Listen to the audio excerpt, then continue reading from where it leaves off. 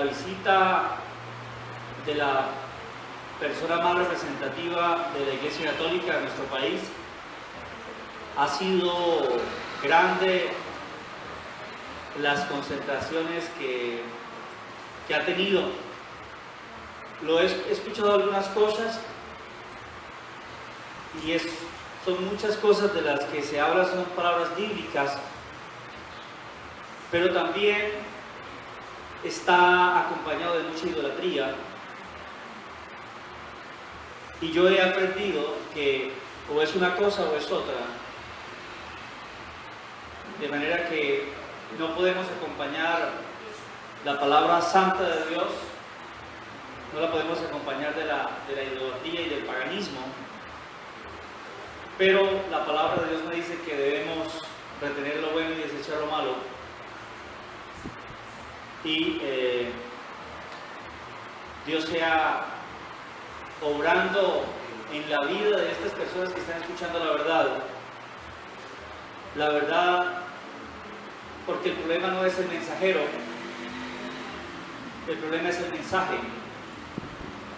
Aquí en este lugar se puede parar un hombre que nosotros podamos conocer como un hombre malo, pero si ese hombre malo se para aquí y nos lee Juan 3:16, le vamos a creer, no a él, sino a la palabra.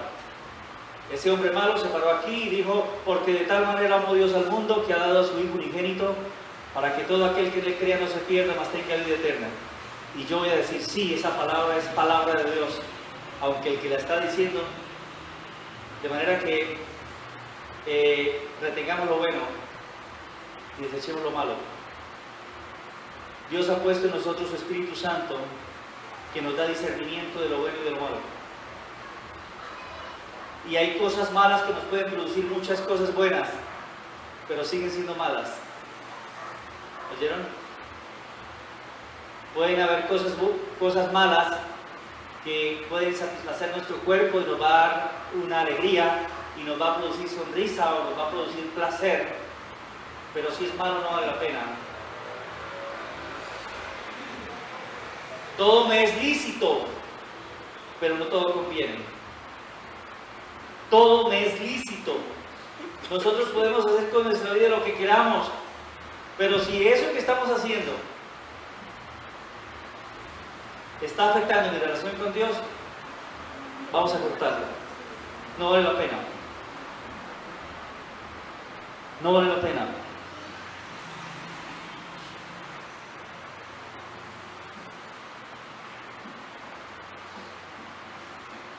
Hoy voy a tratar un tema muy importante, y es un tema que tiene que ver con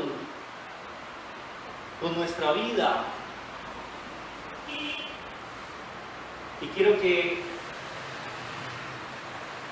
no la tomen como si estuviera atemorizándolos, más bien para al final darle las gracias a Dios por habernos redimido y no ser parte de esto que voy a compartir.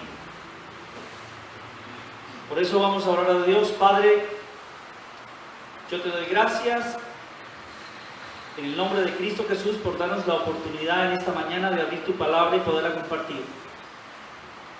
Padre, yo te ruego que la presencia gloriosa de tu Espíritu Santo para enseñar esté conmigo en esta mañana, dándome sabiduría, dándome entendimiento, dándome claridad sobre este asunto, y poderle dar a mis amados hermanos y a mi vida la realidad de tu palabra, cómo fue dada por el Señor Jesús en su tiempo, y qué nos quiso decir el Señor Jesús con estas palabras que hoy vamos a compartir.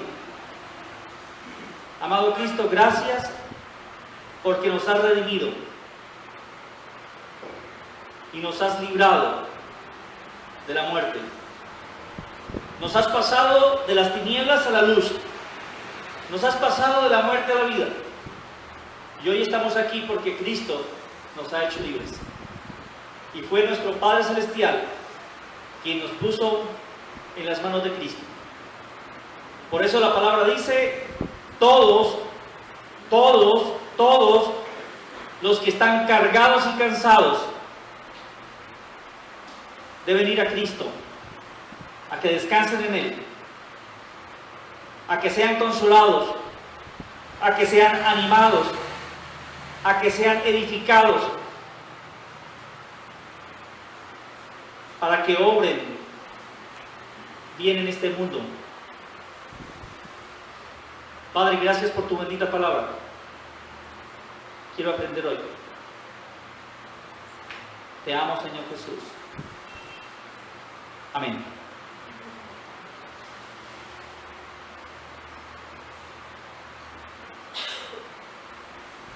Tengo problemas porque tengo las mismas historias, pero de pronto esta que voy a contar alguno no la sepa. Con uno que no haya escuchado esta historia quedo contento. Tengo que buscar más historias para renovar, pero tiene que ver con el caso de este. Y es que un hombre había sido sentenciado a morir en la silla eléctrica, y se acostumbra que antes de pasarlo a la muerte lo invitan a que pase por la vida, y la vida es presentarles a Cristo, al condenado, y le presentan a un hombre, a un pastor, a este condenado que dentro de 1 hora va a ser ejecutado, y este pastor le habla a este hombre de la vida eterna con Jesús, y se arrepiente de sus pecados, y les pone la escritura y les pone el hombre que está en la cruz, cómo se arrepintió, y Jesús le dijo que estaría con él en el paraíso. Pero también le dice a este hombre que si no se arrepiente de sus pecados, va a ir al infierno por toda la eternidad, a un lugar donde la llama nunca se apaga y el gusano no se muere. Dice que este hombre empieza a reírse y le dice: pastor, si eso de lo que usted me está hablando fuera cierto y yo lo creyera, iría inmediatamente a pedir perdón, a que no me ejecuten, y desde este mismo instante iría calle a calle predicando esta verdad. Pero yo no creo lo que me están diciendo. A la hora fue ejecutado, y si no se arrepintió, irá al infierno. Cuando hablamos del infierno, queremos taparnos los oídos. Cuando hablamos del infierno y cuando hablamos de la sentencia dada por Dios al final de los siglos, nos parece espeluznante y quisiéramos como huir a esa palabra infierno. Pero es necesario traerla a la iglesia porque también es palabra de Dios. Y saben, el ser que más habló del infierno fue el Señor Jesús en los 4 evangelios. Nadie en absoluto habló con tanta veracidad, con tanta seguridad del infierno que el Señor Jesús. Y la primera pregunta que les puedo hacer es esta: ¿por qué creen que fue el Señor Jesús el que más habló del infierno? ¿Qué creen? ¿Cómo? Porque Él fue el creador del infierno.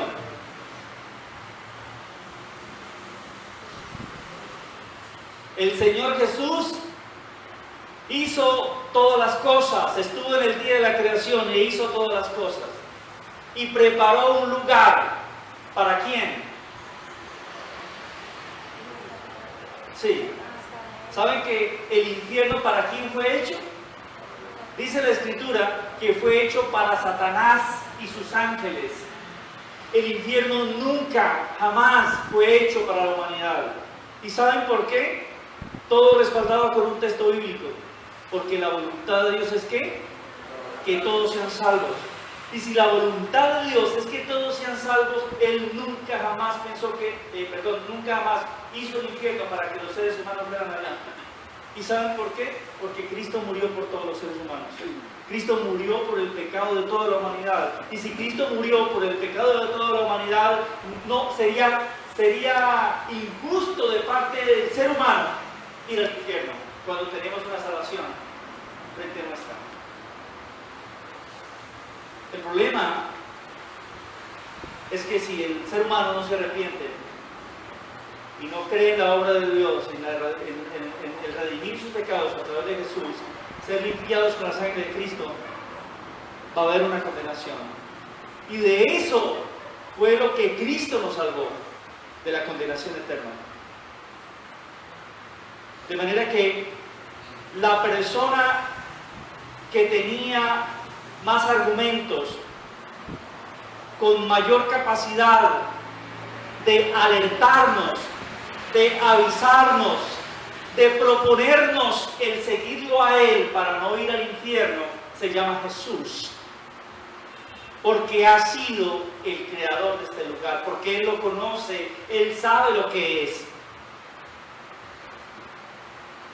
Ninguno de los apóstoles en Hechos, ni de Hechos hasta el último libro, antes de Apocalipsis, ¿qué libro es? ¿Me recuerdan? ¿Filemón?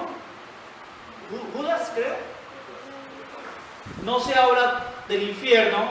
En el libro de Apocalipsis es mucho más fuerte, pero ninguno de los apóstoles, incluyendo el apóstol Pablo, que no conoció al Señor Jesús, es tan claro como el Señor Jesús hablando del infierno. Sí hablaron del infierno, Pedro habla del infierno, Pablo también habla del infierno, Santiago creo que también, pero Jesús fue muy claro en esto. Hermanos, mira, qué bendición para nosotros poder ir a la Escritura y empaparnos, entender que al final va a haber un castigo, va a haber una reprensión para todos aquellos que no aceptaron a Jesús como el verdadero Salvador de sus vidas. Y yo me gozo de verlos y ver mi vida que está en camino de salvación para evitar esto, porque esto es una realidad. Todo el libro de Génesis hasta Malaquías, que es el último libro del Antiguo Testamento, todo se ha hecho evidente. Dios a cabalidad le cumplió al pueblo de Israel con todas las promesas que le había hecho. Puede leer, hermanos, cómo Dios empieza a hablarle a Abraham y le promete y le dice que el pueblo va a estar cautivo 400 años, pero que después de 400 años Él lo va a liberar. Pero hay de esa nación que lo cautivó y después lo va a llevar a una tierra que fluye leche y miel. Mira, hermanos, todo eso se hizo a la perfección. No dejó Dios caer ni una sola palabra de lo que les había prometido. Cuando Salomón empieza a hacer el templo, Dios le habla a Salomón y le dice: Salomón, esto es una belleza. Mis ojos y mis oídos estarán pendientes de todo el que entre a este lugar y ore. Es más, dice Dios, si están lejos y si miran al templo, yo también voy a escucharlos. Pero ay, Salomón, el día que me dejen. Ay, Salomón, el día que se aparten de mí y vayan tras los ídolos y no cumplan mis decretos. Ese día, Salomón, ¿sabe qué voy a hacer? Les dijo Dios: los voy a arrancar de esta tierra. Y así fue. Es más, les he dicho en alguna enseñanza, ese templo que hizo Salomón, el costo de ese templo, ni el hombre más rico de este mundo lo tiene, el valor que tiene en dólares. Sin embargo, Dios le dijo: mira, y cuando esto se vuelva un muladar a causa del pecado, la gente que pase van a decir: ¿cómo ha hecho Dios este templo tan hermoso que era? ¿Cómo quedó hecho? Y entonces dirán: lo que pasa fue que se apartaron de su Dios, dejaron a su Dios. Y efectivamente, como Dios les había dicho, así les cumplió. Y el pueblo de Israel fue arrancado de su tierra y vivieron 70 años en la cautividad en Babilonia. Y fueron a parar, porque uno de los problemas que tuvo Israel era la idolatría. Y fueron a parar al país más idólatra que había en ese tiempo. No había, recuerdan al rey Nabucodonosor, que hace la estatua de oro para que todos lo adoren. Aparte de eso, había cualquier cantidad de sitios de adoración que no era con Dios. Y Dios los saca y les cumplió como se había dicho. Pero también había una palabra que los iba a recoger de todas partes y los iba a volver a llevar a Jerusalén, y que las murallas iban a ser reconstruidas y que el templo también iba a ser reconstruido. Y Dios puso en el corazón de los reyes de ese tiempo, el rey de Persia, en el corazón de ellos también puso en que todos ellos regresaran a Jerusalén a reconstruir los muros y a reconstruir a Jerusalén, al templo de Jerusalén. Hermanos, mira, el Antiguo Testamento se ha cumplido al pie de la letra. ¿Y qué me dicen de la venida del Señor? ¿Y qué me dicen de los padecimientos de Jesús en el libro de Isaías y en el Salmo 22? Y en el libro de Isaías capítulo 52 y parte del 53. Todo se ha cumplido a cabalidad. Vuelvo y repito, Dios no ha dejado caer una sola palabra a la tierra que no se haya cumplido. Todo se ha cumplido. Y cuando yo agarro el Nuevo Testamento y miro los evangelios y miro las cartas de los apóstoles y miro el Apocalipsis, yo digo, esto también va a tener cumplimiento. Así como se cumplió todo en el Antiguo Testamento. ¿Saben una cosa? Cuando Dios dice que a causa del pecado, en el libro de Génesis, refiriéndose al diluvio, Dios dice que le llegó el pecado del ser humano a su corazón y que se había arrepentido de haber hecho al hombre, por tanto lo va a destruir a todos. Entonces agarra a Noé y le dice a Noé que haga un arca. Un arca no era un barco como el que nosotros vemos, sino era un cajón. Literalmente era un cajón. Y me puedo imaginar a Noé haciendo la barca y quizás mucha gente del pueblo ayudándole, y Noé diciéndoles que era que Dios va a traer un diluvio porque hay mucho pecado, y la gente burlándose de Noé quizás. En ese tiempo, y peor es que va a caer agua del cielo. En ese tiempo no llovía como llueve hoy, sino que salía un vapor de la tierra, y ese vapor humedecía toda la tierra. Y cuando el arca estuvo terminada, y cuando llegó el tiempo en que Dios iba a mandar el diluvio, la puerta del arca se cerró. Y empezaron a ustedes pueden imaginar, hermano, que empezaron a caer las primeras goticas. Y la gente empezó a mirar y a darse cuenta que Noé no era un mentiroso y que no estaba loco, que efectivamente sí estaba cayendo agua del cielo. Y me puedo imaginar a todos tratándose de colgar del arca diciendo, bueno, aquí me voy yo con Noé. Y cuando las ráfagas de agua y lluvia llegaron, los tumbaron a todos y todos murieron. Solo se salvó los que estaban dentro del arca, Noé y su familia y el resto de animales.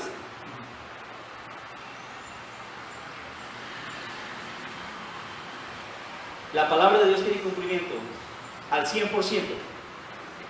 Todo. Yo me quedo asombrado leer porciones bíblicas con tanta claridad, con tanta exactitud. Veo a David era un muchacho, criaba ovejas, y Dios lo ungió como rey de Israel, y después de eso David tuvo que afrontar muchas cosas, pero sin embargo al final Dios lo pone como rey de Israel, como Dios había planeado.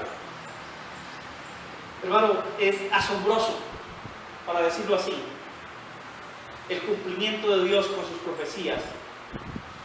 De manera que, como yo he leído el Antiguo Testamento y me he dado cuenta que el cumplimiento de Dios ha sido tan perfecto, tan exacto, no cabe duda que lo que hay en el Nuevo va a ser igual.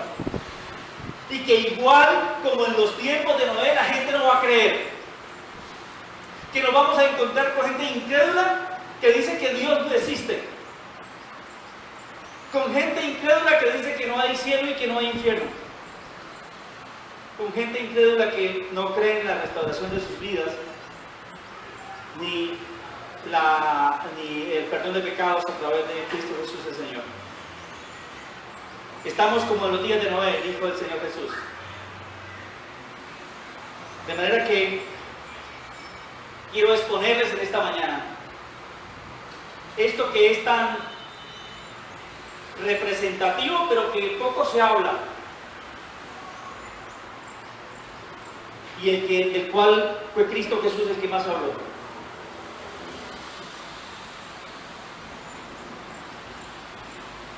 Es la Biblia el único libro que nos enseña qué va a suceder después de la muerte. No hay otro libro, y si hay otro libro que hable sobre eso es porque lo sacaron de este libro. No hay otro libro que nos pueda decir ¿qué va a pasar después de la muerte? ¿Qué va a suceder con el ser humano que muere sin Cristo? ¿O qué va a suceder con el ser humano que muere con Cristo? Y yo creo en la Escritura, porque es la palabra de Dios, y la palabra de Dios es lo más poderoso de este mundo, porque por la palabra de Dios fueron hechos los cielos y la tierra. Y vamos a creerla, y vamos a ponerle seguridad a esto.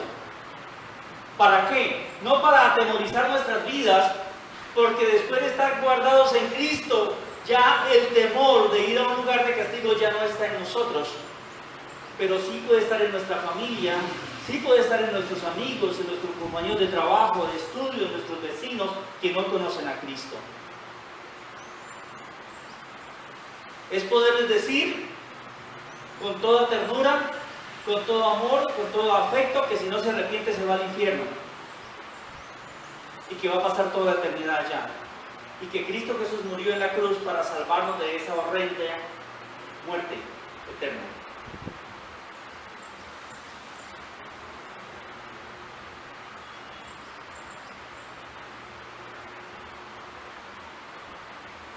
Qué triste que nosotros, teniendo la oportunidad de ser luz y sal, no lo seamos en estos temas tan trascendentales. Porque es que no se trata de si que somos enfermos o alentados, no se trata que si somos ricos o pobres.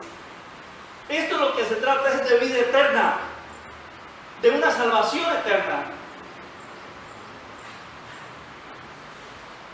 Hay una palabra que yo constantemente digo: dentro de 50 años, para la mayoría de los que estamos aquí, ni la salud, ni la enfermedad, ni la riqueza, ni la pobreza nos va a importar. No nos va a importar un carajo si tenemos dinero o no tenemos dinero dentro de 50 años, o si estamos alentados o estamos enfermos, porque la mayoría de los que está aquí dentro de 50 años ya estaremos 10 metros bajo tierra. Ya María se ha ganado una comisión a costa nuestra, ¿o no?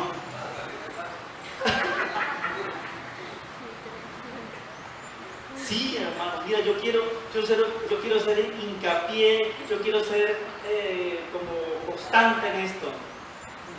La mayor preocupación nuestra es después de eso. Y el problema es que nos estamos preocupando más por aquí que por allá.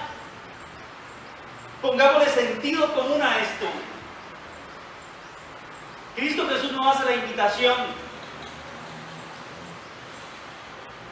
Y es la gran oportunidad que los seres humanos tenemos de esto.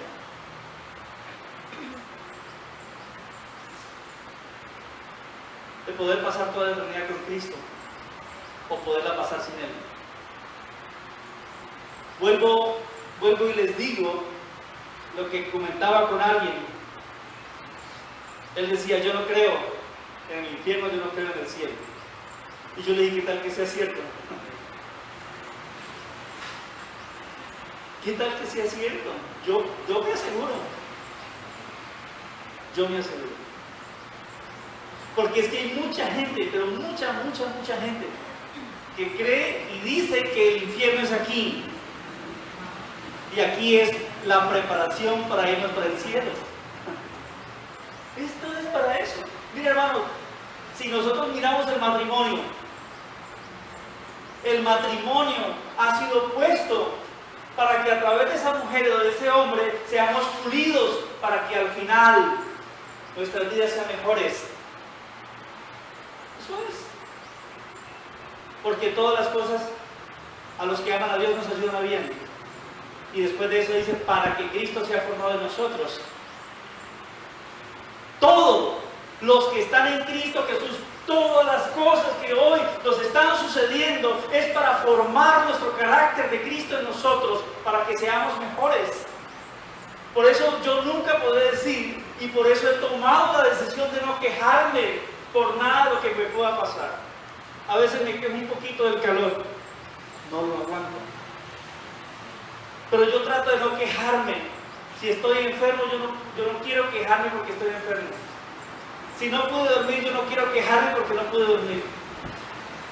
Yo prometí en mi corazón no quejarme por nada, porque quiero aprender a que todas las cosas que me sucedan es para que Cristo se forme en mí. ¿Fallo? Sí, fallo. ¿La embarro? Sí, pero cada vez que lo hago me doy contra la pared. No quiero ser esto, yo no quiero ser así, yo quiero ser mejor.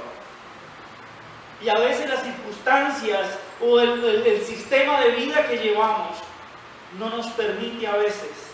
Y quisiéramos de pronto muchas veces como irnos por ahí para una montaña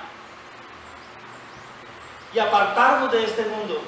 Pero eso no es bíblico, porque Jesús dijo, no te pido que los saques del mundo, sino que los apartes del mal. Entonces nos toca estar en medio de la sociedad, si se le puede llamar sociedad, siendo perfeccionados por Cristo todos los días, con el compañero de trabajo que se disgusta, con el compañero de trabajo este, o con el compañero de estudio este, o con mi jefe que es así, o con mi jefe que no es así, o esto o aquello, para poder ir lidiando y para poder que nos pasen todos los días una lija para ser mejor. Es que a veces nos encontramos con joyas en nuestro camino, ¿verdad? Nos encontramos con unos vecinos, padre, que ¿cuándo se irán de ahí? ¿Sí? O con muchachos, compañeros de estudio, que el Señor, ¿cuándo se irá a acabar este semestre o este año para dejar de ver esta desgraciado? Seguro nos encontramos con unas joyitas, o cuántas veces nos hemos dicho, yo por qué me casé, por qué con este, por qué tantos hombres que en este mundo impreciso me tocó a este a mí. O podemos decirle a la mujer también, pero todo, mira hermano, toda esa cantidad de cosas es con un solo propósito, de que Cristo se perfeccione en mí. No hay más. No pienses en cosa diferente. Hay algo que yo he aprendido, que el Señor aún de nuestros errores le saca provecho. ¿Creen que era voluntad y propósito de Dios que José fuera vendido y llevado a Egipto de esa forma? No, quizás había otra forma, pero los hermanos por envidia, la envidia comió el corazón de los hermanos de José, lo agarraron, lo metieron en esa cisterna, lo iban a matar. Uno de ellos dijo, no lo matemos, mejor vendámoslos y vamos y le decimos a nuestro padre, le llevamos la ropa llena de sangre de un becerro que había matado, y le decimos a mi padre que a José lo mató una fiera. Malos, perversos, horrible. ¿En qué corazón cabe decirle al pobre viejo que moría, decirle que a su hijito, al que más amaba, una fiera lo mató y que aquí está la ropa llena de sangre? Y él, como confía en ellos, no mandó la ropa al laboratorio, si no sabe que era de una oveja. Y creyó a la palabra de ellos y el muchacho estaba vivo, esclavo en Egipto. Pero Dios tomó de eso que hizo con José, pudo ponerlo más adelante como gobernador y al final, a través de ellos, cumplir su promesa de llevar todo el pueblo a cautividad de Egipto y después rescatarlo a los 400 años. Y así muchas cosas. Entonces, de aquellas cosas que nosotros hacemos mal, que la embarramos, que no debimos habernos casado con esto o con esta, o que no haberme metido en este negocio, o haber comprado esta casa, o haber hecho esto o lo otro. Todo eso, todas esas equivocaciones al final nos van a ayudar para formar nuestra vida, aunque no haya sido voluntad de Dios. Porque desafortunadamente muchas veces todo, no, esto fue voluntad de Dios. No, hermanos, no es voluntad de Dios, fue mi voluntad. Que Dios lo tome y que lo lleve para que nuestra vida sea formada es muy diferente. ¿Oyeron? Entonces,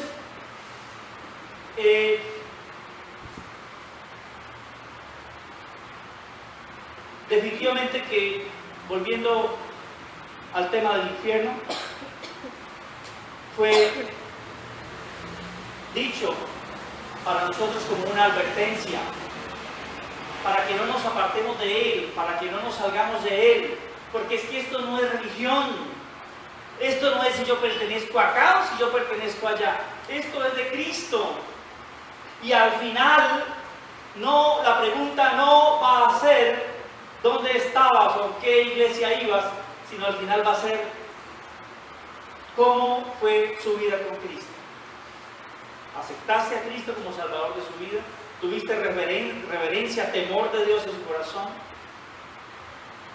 No va a ser por dónde íbamos, que es algo muy personal. Hermanos, hay algo muy importante. La Biblia dice que es mejor perro vivo que león muerto. Tenemos la gran oportunidad hoy que estamos vivos de enderezar lo torcido. Si nosotros, hermanos amados, sabemos de algo que estamos caminando mal, tenemos hoy la oportunidad para enderezar nuestras vidas con el Señor. No miremos atrás, porque si miramos atrás asustan. No vivamos de los recuerdos, porque los malos recuerdos nos hacen llorar. Vivamos de hoy, del presente, que tenemos a un Cristo que atravesó los cielos y es más sublime que ellos. Y vamos a enderezar nuestra vida. Alineémonos con el Señor.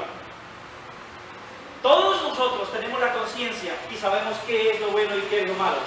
Bueno, eso que estamos haciendo mal, vamos a corregirlo y vamos a ponernos a paz con Dios todos los días. Porque hay algo muy emocionante que nos espera o algo muy terrible que nos espera. De manera que los dos caminos los tenemos al frente. Como dijo el Señor Jesús, el ancho y también el angosto.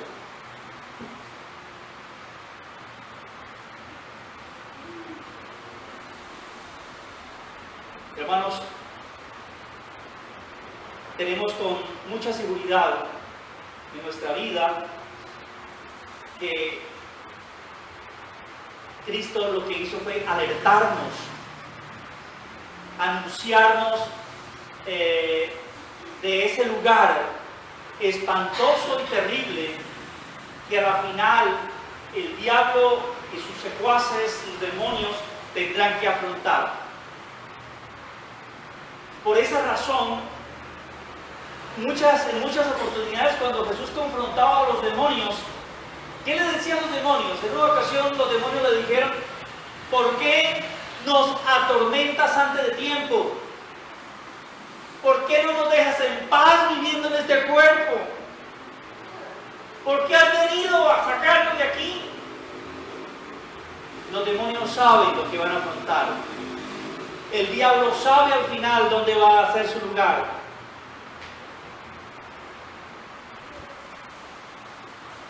Ellos sí saben.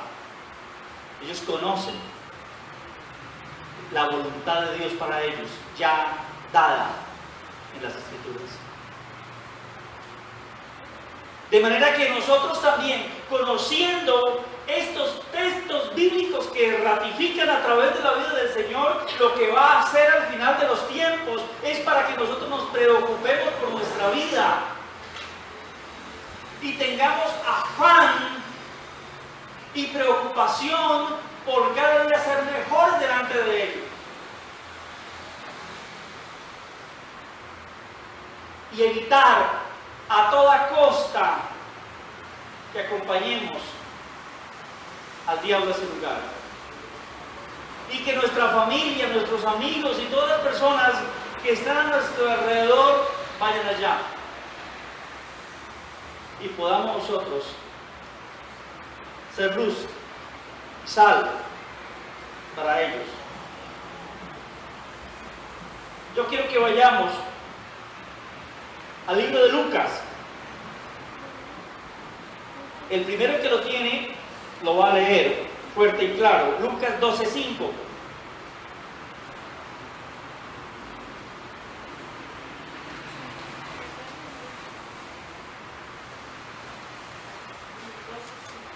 Sí. Sí.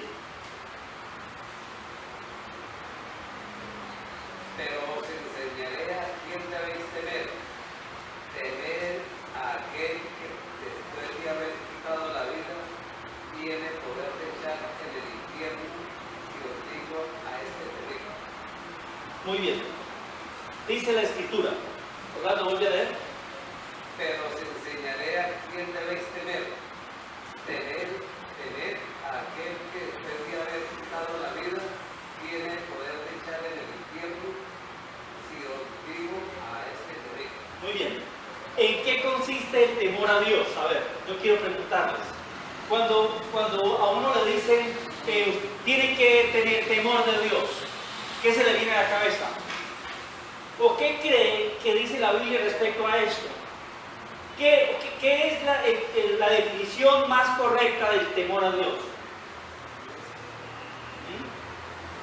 Obedecer. ¿Cómo? Obedecer. Obedecer. ¿Qué otra? Acercarnos a Él. ¿Qué otra? Estar con Él. ¿Qué otra? ¿Cómo? Ser leal. ¿Qué otra? Pero hay una porción bíblica que dice que el temor de Dios empieza cuando nos apartamos del mal. Interesante la respuesta. Y también dice que el principio de la sabiduría es el temor a Dios, o sea que el hombre sabio se aparta del mal.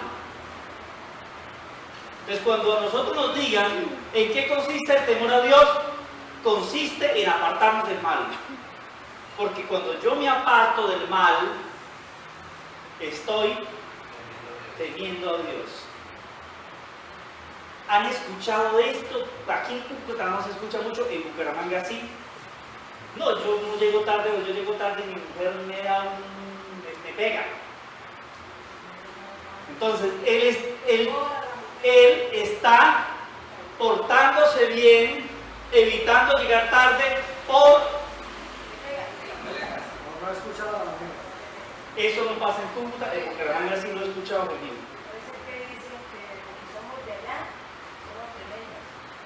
Mire lo que dice, de razón que Don Ever, mire, ella dice, por eso dice que las que somos de allá somos tremendas. Ya veo a Don Ever, mire. Ah, ¿no? Don Ever solo canta. No, cualquier parecido es coincidencia. Muy bien. Hay algo que yo veo en el versículo que leyó Orlando, y es que la Biblia también dice que Dios quita y da la vida. Y que Él, a la postre, Él es el que va a mandar a los unos a un lado y los otros a otro lado. Y que por eso nuestro temor debe estar en Él. ¿Se han escuchado gente que tiene temor al diablo?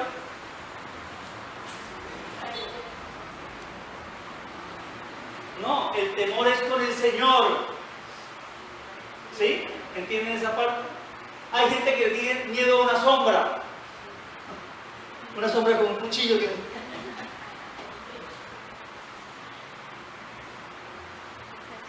Todo nuestro temor y reverencia es para aquel que puede enviarnos al infierno, dice la Escritura. ¿Sí, leyó? Aquel que quita y pone la vida y tiene el derecho de enviarnos a donde Él quiere. Nuestro temor sea sobre Él. Y el temor consiste en apartarnos del mal. Muy bien.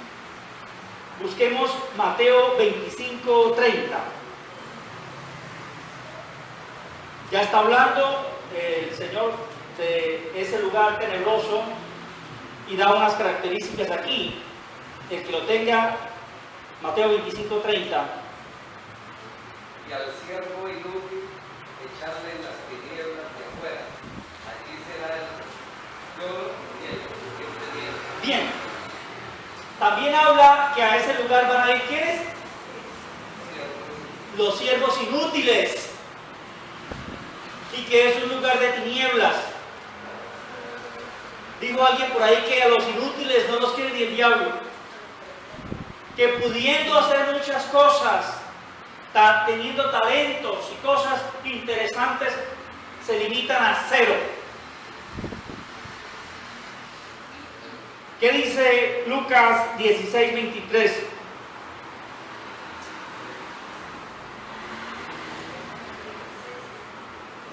¿23? 16:23. Y en el Hades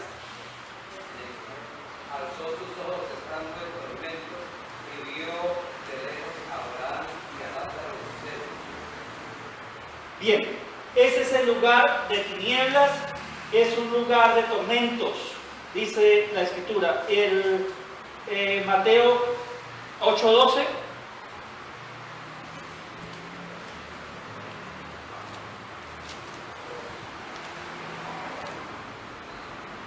Y alguien que me busque Mateo 13:42 para adelantar. Y los de junto al camino son los que oyen y luego viene el diablo y quita de su corazón la palabra para que no crean y se salgan. ¿Eso qué dice? ¿Dónde dice eso? Mateo 8:12. Muy bien, vuelve y lo lee, Brenda. Y los de junto al camino, aquí está hablando de la palabra. ¿Sí? Y los de junto al camino son los que oyen y luego viene el diablo y quita de su corazón la palabra para que no crean y se salgan. No, eso no es. Mas los hijos del reino serán echados a las tinieblas de afuera, allí será el lloro y el crujir de dientes. Mira, va a pasar algo y es que en ese lugar ya no va a haber misericordia. Que por más de que griten, por más de que hagan lo que hagan, ya no se va a escuchar. Que todo se va a hacer aquí en la tierra. Todas las oraciones, todas las plegarias, todo lo que pidas de misericordia va a ser escuchado aquí. Allá ya no va a haber oportunidad. La única oportunidad que el ser humano tiene es cuando está con vida, está aquí. Y vamos a leer Marcos 9:46.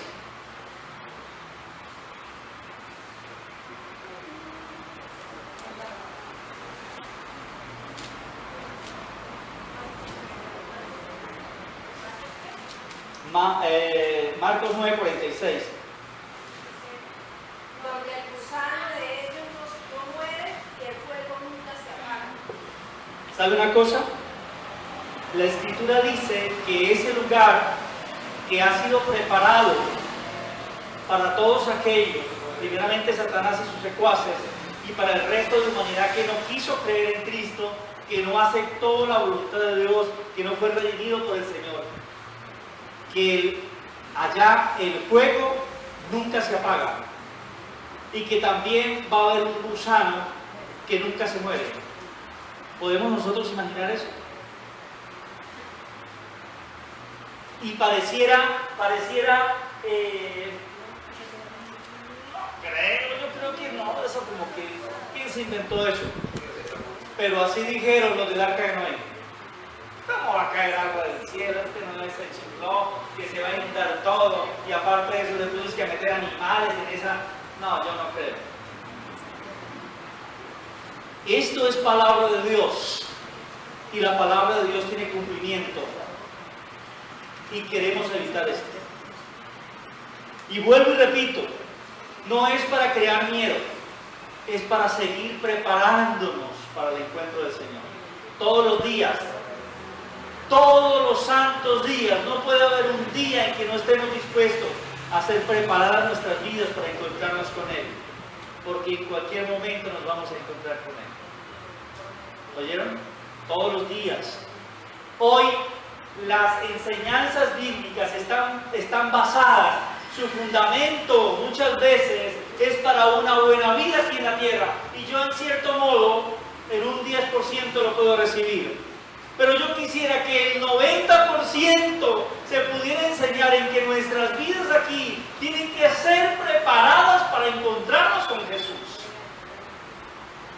Es lo más importante. Porque es que podemos irnos hoy, podemos irnos mañana. ¿Quién nos garantiza que vamos a estar dentro de 30 años aquí? ¿O quién nos garantiza que el otro sábado, que el otro domingo vamos a estar aquí? Entonces, vuelvo y lo he dicho muchas veces, la prioridad nuestra es podernos preparar hoy para el encuentro con el Señor. Cuando la parábola de las 10 vírgenes, no sabían a qué hora iba a llegar el esposo. Y las que se fueron a traer o a recargar sus lámparas, cuando llegaron, la puerta estaba cerrada. Es necesario, amados hermanos, que todos los días estemos preparados para eso, para un encuentro con el Señor. Ya quisiera que todos, aunque no va a ser así, dentro de 20 años estar todos aquí reunidos, pero dentro de 20 años, muchos de los que están aquí ya no van a estar rindiendo de cuentas al Señor. Y a eso quiero referirme, porque lo que menos quiere el Señor es que vayamos a este lugar donde ha sido preparado para el diablo y sus ángeles. Y hay un texto bíblico que dice eso. Mira, puedes buscar a Mateo 25:41. Mateo 25:41 me dice que ese lugar que fue preparado para el diablo y sus ángeles.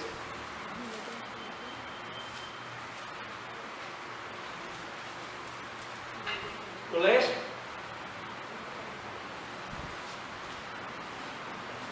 Entonces dirá también a los que estarán a la izquierda, apartados de mí, malditos, al fuego eterno preparado para el diablo y para sus ángeles. Muy bien.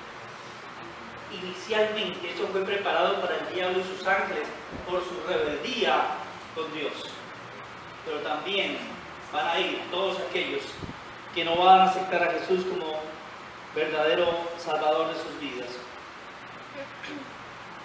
Yo quiero que leamos para finalizar en el libro de Lucas. Hay una enseñanza muy interesante respecto a esto y está en Lucas 16, del 19 al 31.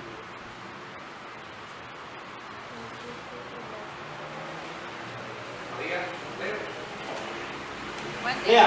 Había un hombre rico que se vestía de púrpura y de lino fino y hacía cada día banquetes con de video. Había también un mendigo llamado Lázaro que estaba echado a la puerta del cielo lleno de llagas y ansiaba saciarse de las migajas que caían de la mesa del rico, y aún los perros venían y le lamían las llagas. Aconteció que cuando murió el mendigo, fue llevado por los ángeles al seno de Abraham, y murió también el rico, y fue sepultado, y en el Hades alzó sus ojos estando en tormento, y vio de lejos a Abraham y a Lázaro en su seno. Entonces él está temblando con ese tipo: Padre Abraham, ten misericordia de mí, y envía a Lázaro para que moje la punta de su dedo en agua y refresque mi lengua, porque estoy atormentado de esta llama. Pero Abraham le dijo: Hijo, acuérdate que recibiste tus bienes en tu vida, y Lázaro también males, pero ahora este es consolado aquí y tú atormentado. ¿Terminó? Entonces, de todo esto, una gran cima está puesta entre nosotros y vosotros, de manera que los que quieran pasar de aquí a vosotros no pueden ni de allá para acá. Entonces le dijo: te ruego pues, Padre, que envíes a la casa de mi padre, porque tengo 5 hermanos, para que les testifique a fin de que no vengan ellos también a este lugar de tormento. Y Abraham le dijo: a Moisés y a los profetas tienen, oigan. Él entonces dijo: no, Padre Abraham, pero si alguno fuere a ellos, de entre los muertos se arrepentirán. Mas Abraham le dijo: si no oyen a Moisés y a los profetas, tampoco se persuadirá alguno, aunque alguno se levante de persona. Bien, léame lo primero que leyó. Lo primero. O alguien lo tenga más cerquita ahí. El primer versículo que dice. Había un hombre que se vestía de púrpura y de lino fino, y así. Mira, ahí está bien. ¿Con qué quiero explicar esto? Primero, que esto fue una historia real, no fue una parábola. Jesús está diciendo. ¿Qué dice Jesús al principio? Había un hombre rico que se vestía de púrpura y hacía grandes banquetes. Y también está hablando de una acción real, no es una parábola. Y Jesús en esta historia cuenta al final lo que va a pasar con la vida del ser humano. Y es la parte más clara de toda la Biblia en que podemos darnos cuenta el final de la humanidad. Y yo puedo ver algunos detalles importantes ahí. Primero, que tanto ricos como pobres, como negros, como blancos van a ir delante de Dios. No hay excepción de personas. Todos por igual. Que en ese lugar va a haber conciencia. ¿Sí se dan cuenta? Que él empieza a decir, Orlando, ¿lo tiene ahí o alguien que lea el versículo que sigue? ¿Cómo? El 20, ¿qué dice? Mendigo.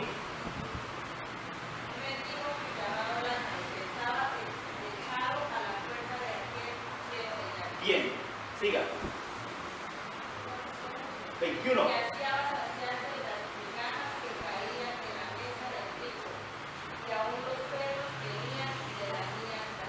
Siga.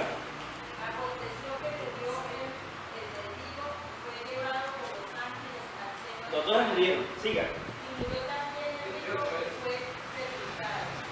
Generales alzó sus ojos, estando en tormentos, vio de lejos a Abraham. Bien. O sea, él ahí es consciente en qué lugar está. ¿Qué dice?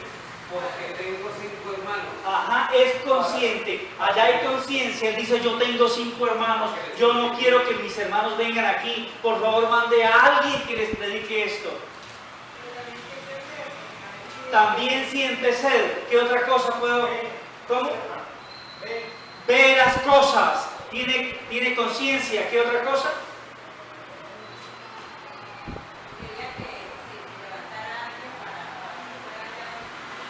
Analiza lo que puede pasar con sus hermanos si alguien se levanta entre los muertos y le dice lo que va a suceder. Porque veía que ellos allá estaban haciendo lo malo y como que no había alguien que les llevara la verdad. Esa reflexión es interesante. ¿Qué otra cosa podemos observar ahí?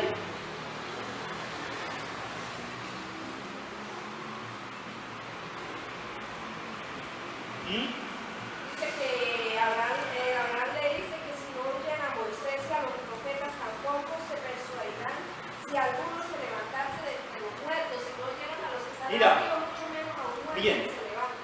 Mira, muy interesante. ¿Sabe una cosa? No necesitas ser un erudito o maestro o doctor de la escritura para decirle a alguien de la salvación.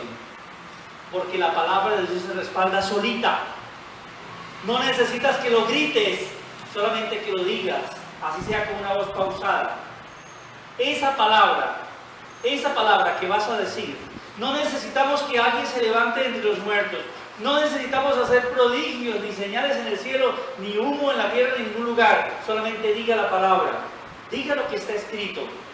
Que la gente escuche que hay salvación a través de Cristo Jesús. Esa palabra persuade, porque esa palabra es la poderosa. No podemos o no pensemos adornarla con algo, porque la palabra de Dios no necesita ser adornada. Solamente dígala como está. Y la gente va a escucharla y va a ser persuadida por ella misma. Quiero leer Juan 3, 16, 18 y con esto termino. Porque de tal manera amó Dios al mundo que ha dado a su Hijo unigénito para que todo aquel que en él crea no se pierda, mas tenga vida eterna. Escuchen, porque no envió Dios a su Hijo al mundo para condenar al mundo, sino para que el mundo sea salvo por él. El que en él cree no es condenado, pero el que no cree ya ha sido condenado porque no ha creído en el nombre del unigénito Hijo de Dios. Si Cristo Jesús no vino a condenar al mundo, sino que al mundo sea salvo por él, es función de nosotros predicar la salvación, anunciarle a la gente que hay una salvación que prima por encima del bien y del mal, y que es deber de nosotros anunciar esta verdad. Amados hermanos, Dios no va a enviar a los ángeles a predicar a Cristo. Dios nos va a enviar a nosotros. Y estas verdades que he compartido hoy, que yo espero que hayan sido coherentes y que hayamos tomado para nosotros lo que es, puedan animarlo, primeramente en agradecimiento a Dios por habernos pasado de las tinieblas a la luz, de la muerte a la vida, que es un reto que hoy tenemos en toda esta humanidad, ser luz y ser sal para que ellos no vayan a condenación. Y otra muy importante, que aprendamos a guardar nuestra vida todos los días. Que cada oportunidad que tenemos en este mundo, de una cosa buena o de una cosa mala, es el provecho que le vamos a sacar para ser mejores. Que cada persona que se nos acerca, Dios la va a utilizar para que seamos mejores. Que ese con el que se casó o con esa que se casó, esa persona la va a ayudar. Que puede llegar a ser una lija, pero entre más lija nos den, más suave nos ponemos. ¿Verdad? Si ese hijo o esa hija que le dio se volvió una lija muy fuerte, esa lija le va a ayudar para que su vida sea mejor. O el vecino o la vecina, o cualquier persona que nos rodea hoy, esa persona nos va a ayudar para que seamos mejores, no peor. Saben que he venido meditando porque hay situaciones muy complicadas con mucha gente que se nos acerca, gente que nos va a querer hacer el mal o que se va a aprovechar de nosotros.